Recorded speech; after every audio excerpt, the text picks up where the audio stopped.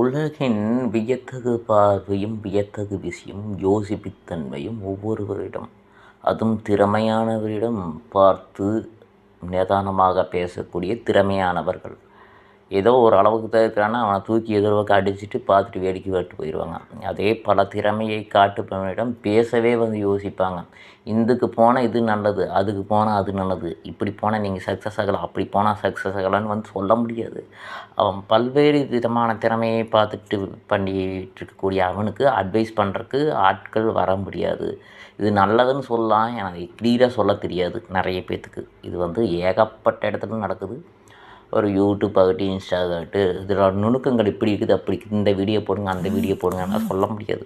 சொல்லலாம், ஏன்னா அந்த அவ்வளவு திறமை படைத்தவங்ககிட்ட போய் சொல்ல முடியாதுங்கிறதுக்கு வேண்டி நிறைய திறமையான ஆளுகள் யோசிப்பாங்க. சரி ரெகுலரே போடுறீங்க போட்டு அப்படின்னு விட்டுருவாங்க. அவ்வளோதான்.